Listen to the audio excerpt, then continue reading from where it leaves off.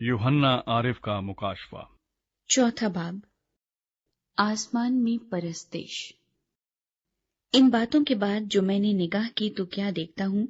कि आसमान में एक दरवाजा खुला हुआ है, और जिसको मैंने पेशतर नरसिंगे की सी आवाज से अपने साथ बातें करते सुना था, वही फरमाता है कि यहाँ ऊपर आ जा, मैं तुझे वो बातें दिखाऊंगा जिनका इन बातों के बाद होना जरूर है। फौरन मैं रूह में आ गया, और क्या देखता हूँ कि आसमान पर एक तख्त रखा है, और उस तख्त पर कोई बैठा है, और जो उस पर बैठा है वो संगे यशब और अकीक सा मालूम होता है, और उस तख्त के गिर्द जमुरद की सी एक धनक मालूम होती है, और उस तख्त के गिर्द 24 तख्त हैं,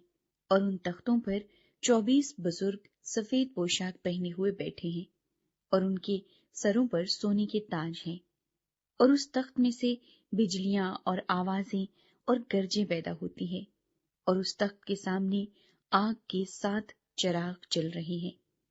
ये खुदा की 7 रूहें हैं, और उस तख्त के सामने गोया शीशे का समुंदर बिलोर की मानिंद है, और तख्त के बीच में और तख्त के गिर्द गिर्द 4 जानदार हैं, जिनके आगे पीछे आंखें ही आंखें हैं।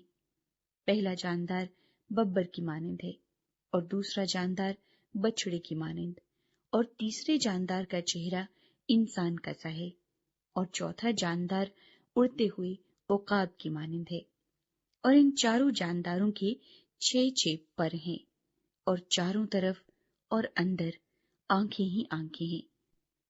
और रात दिन बगैर आराम लिए ये कहते रहते हैं कि कदूस कदूस कदूस,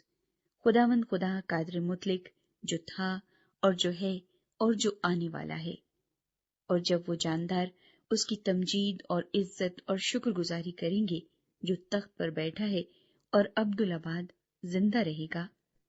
तो वो 24 बुजुर्ग उसके सामने जो तख्त पर बैठा है गिर पड़ेंगे और उसको सिजदा करेंगे जो अब्दुल आबाद जिंदा रहेगा,